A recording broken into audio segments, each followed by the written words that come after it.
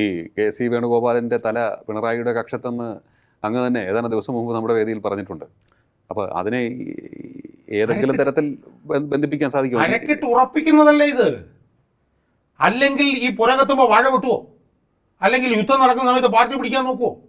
ഞാൻ ചോദിക്കുന്നത് AP അനിൽകുമാർ എന്ന് പറഞ്ഞ ആള് എന്ത് യോഗ്യതയുടെ അടിസ്ഥാനത്തിലാണ് അയാളെ വർക്കിംഗ് പ്രസിഡന്റ് ആക്കിയത്? എന്താണ് യോഗ്യത?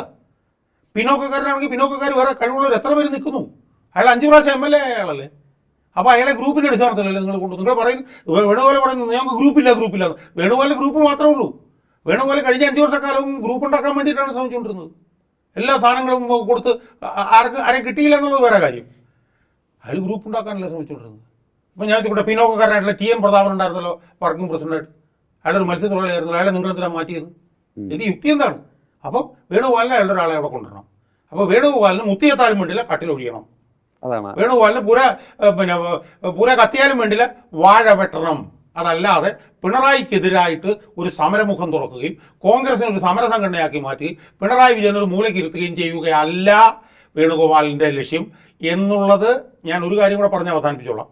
വേണുഗോപാലിൻ്റെ ഒരു പത്രസമ്മേളനം ഞാൻ ഇന്നലെ കണ്ടു. വേണുഗോപാൽ അടിമുടി അസ്വസ്ഥനാണ്. ലിയോ ഈ ഇന്റർവ്യൂ കഴിഞ്ഞിട്ട് ചെന്നിട്ട് വേണുഗോപാലിൻ്റെ പത്രസമ്മേളനം എടുത്ത് നോക്കി. അയാൾ ആകെ അസ്വസ്ഥനാണ്. കാരണം അയാൾക്കറിയാം അതിനകത്ത് എന്താ സംഭവിക്കാൻ പോകണമെന്നുള്ളത്. മനസ്സിലായോ? അതുകൊണ്ട് ഞാൻ പറഞ്ഞത് ഈ കോൺഗ്രസ് ഇപ്പോൾ ഉള്ള കോൺഗ്രസ് മരിച്ചു, കേരള കോൺഗ്രസ്സായി മാറി.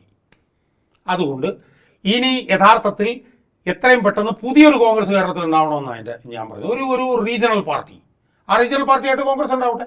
കോൺഗ്രസ് ഉണ്ടായി കഴിഞ്ഞാൽ അവർക്ക് ഇന്ത്യ മുന്നണിയിൽ നിൽക്കാം, UDF നിൽക്കാം.